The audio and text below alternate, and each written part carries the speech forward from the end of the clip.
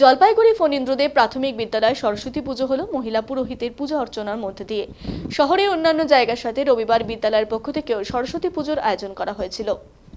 পুজোকে কেন্দ্র করে স্কুল প্রাঙ্গণে বিভিন্ন প্রদর্শনীর আয়োজন করা হয়েছে। বিদ্যালয়ের প্রধান শিক্ষক জাহিরুল ইসলাম বলেন, প্রতি বছর আমরা সরস্বতী পুজোর আয়োজন করে থাকি, তবে এবার বাড়তি সংযোজন আমাদের মহিলা পুরোহিত। উল্লেখ্য, বিগত বছরের মতো এবারেও মহিলা পুরোহিত শিখা চক্রবর্তীর মন্ত্র উচ্চারণের মধ্য দিয়ে আজকের পুজো সুসম্পন্ন হলো। আমরা খুবই খুশি তার এমন উদ্যোগের জন্য। এদিন পুজোর পাশাপাশি পড়ুয়ারা অঞ্জলিতে অংশগ্রহণ করেন। এছাড়াও যজ্ঞানুষ্ঠানের আয়োজন করা হয়।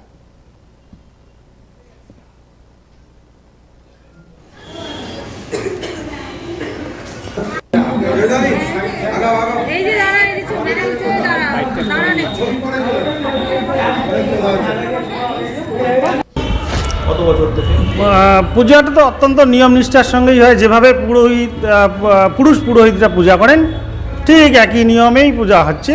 এতে কোনো ব্যতিক্রম হচ্ছে না বা ঘাটতি হচ্ছে না। তার জন্য এবার পুজোর কোনো বিশেষত্ব আছে কি বিদ্যালয়ে? পুজোর বিশেষত্ব বলতে আমাদের এই জল সংরক্ষণের উপরে একটা প্রদর্শনী হচ্ছে, আর আছে আমাদের বাচ্চাদের মন পিয়নের ব্যাগ।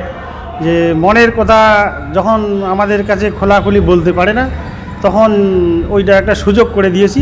একটা পোস্ট বক্সের মতো বাক্স করে দিয়েছি, লেখা আছে মন পিয়নের ব্যাগ। সেখানেই ওরা লিখে মনের কথাটা জানাতে পারবে নির্দ্বিধায় আর কি। পুজোর যে এই উদ্যোগটা মহিলা পুরোহিত দ্বারা, এটা মাথায় আসলো কীভাবে বা কেন? হ্যাঁ, আমরা তো বরাবরই জানি যে পুরুষতান্ত্রিক সমাজ, যে পুজোর ক্ষেত্রে যাতে মহিলাদের প্রবেশ না থাকে এরকম একটা চিন্তা ভাবনা অনেক ক্ষেত্রে কাজ করে। সেজন্য আমরা ভেদাভেদ না রেখে মহিলাদেরকেও এর মধ্যে নিয়ে আসি, যে আমাদের মধ্যে কোনো বিভেদ নাই। পুরুষ আর মহিলা বলে আলাদা কিছু নাই। দেবতার কাছে সবাই সমান আমরা। হ্যাঁ, আমরা মানুষ তো সেক্ষেত্রে আলাদা কোনো আমাদের কাছে ওই চিন্তা ভাবনাটা কাজ করে না।